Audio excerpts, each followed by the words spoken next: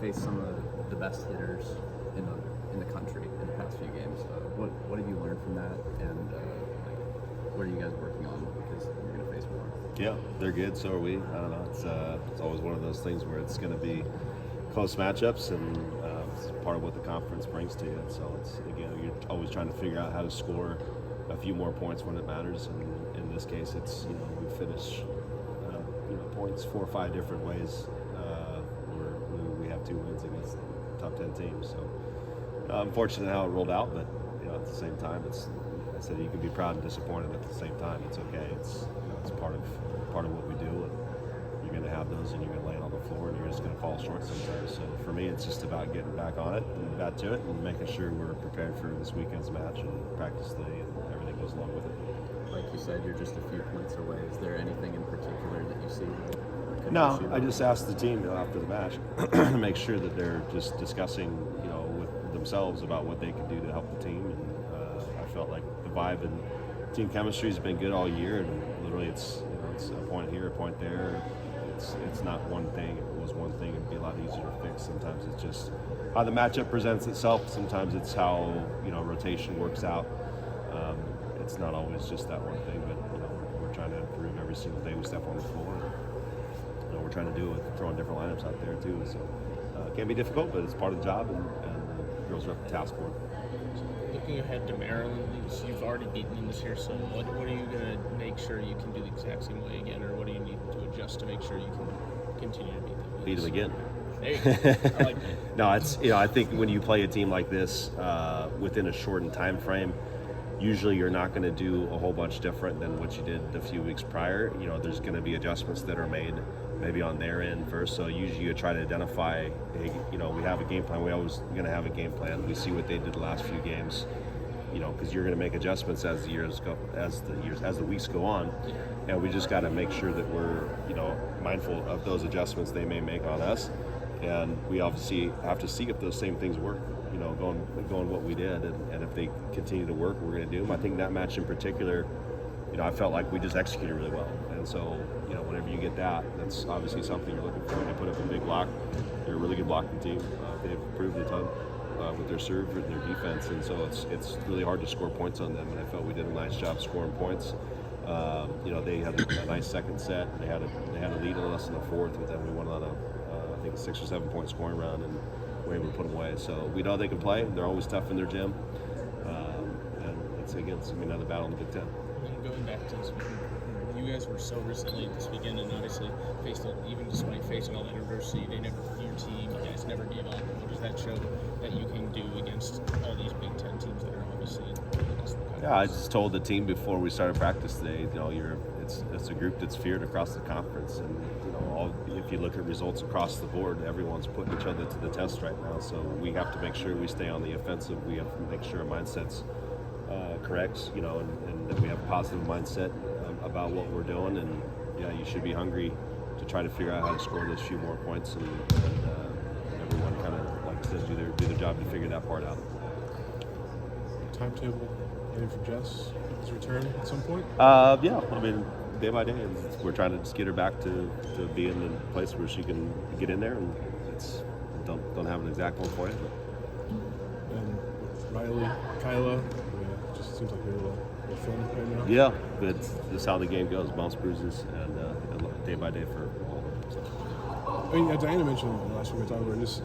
It seems like, not just this year, but like either an injury or like just an entire pandemic kind of threw things in there. But just having a consistent lineup has been tough to get. Just how do you handle that? We train everyone doing everything. Not quite that way. Obviously, our liberos aren't playing middle, but of the people that hit, they're hitting on both pins, and they're playing outside and opposite, and vice versa. And middles are playing, each of the different rotations, hit off one leg, hit off two.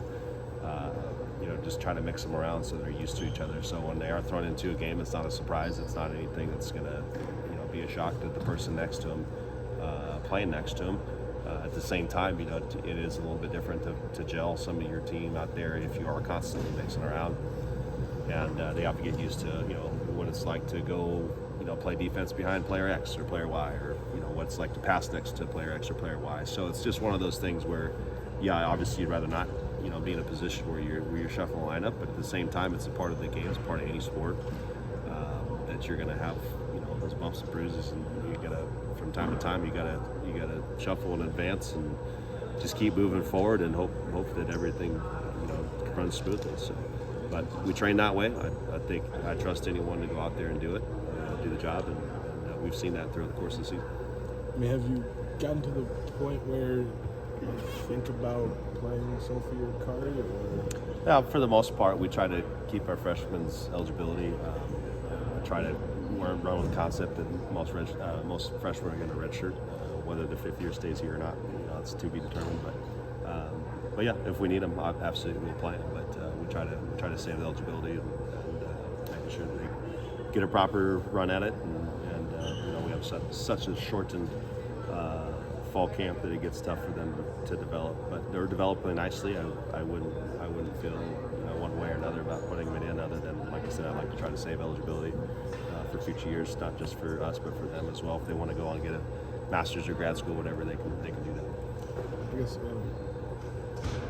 haven't quite hit the midpoint yet, but just how's Kayla maybe stepped into a pretty significant role? Yeah, she's done great. I mean, again, we look at improvement for every single player that's out there, and she's in a brand new role, brand new position.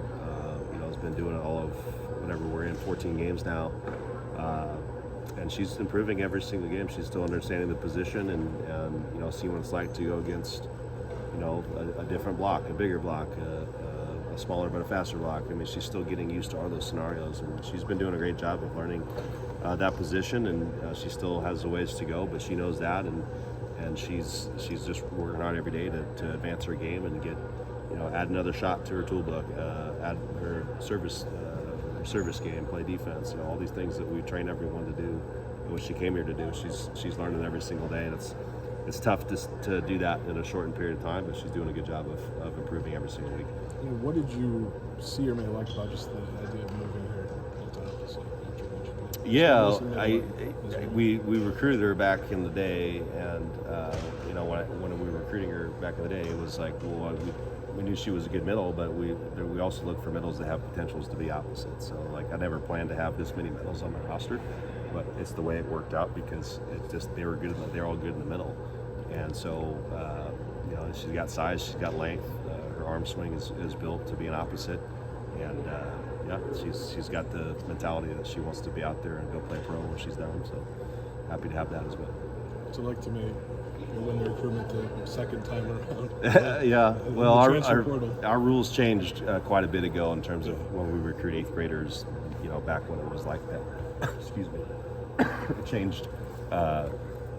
It changed to recruiting juniors, so she kind of got caught in that commitment frenzy before that rule changed, and so she made a choice, and she doesn't regret her decision, and at the time we just didn't pull the offer. We didn't put an offer out there, I should say.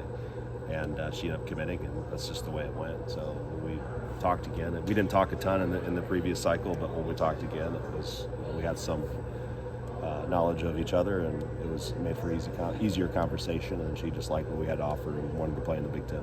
It's been a couple of years since 2 or 3 years since the change.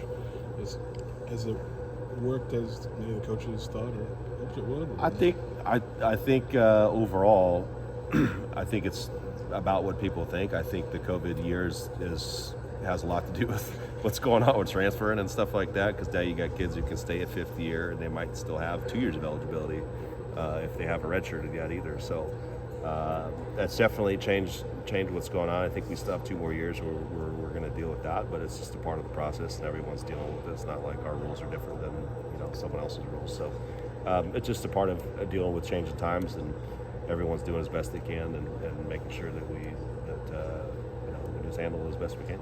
How about we're not recruiting middle schoolers anymore? Not really. That's a plus. That's a definite plus. So pretty hard to try to sometimes when you're in 8th grade and you're 6'2" and already touching 10 feet, that's a no-brainer. But some of the other ones, it can be tough. So I think you need to allow the kids to be kids and let them develop without us looking at them when they're in middle school. So it's been good from that perspective. I think you see a lot more players develop better. You see them make a lot better choices because they go on their visits now Whereas before they would not that they wouldn't go on a visit, but everything was unofficial. So now we can bring them on official visits, and you can take 4 or 5 visits and get a real comparison of different schools. So I think it's worked out for the better. I would even change it to we can't even commit people to their seniors, but that's just me. That's very old school. So All right. Okay. yeah, Thanks, everyone. yeah, thanks.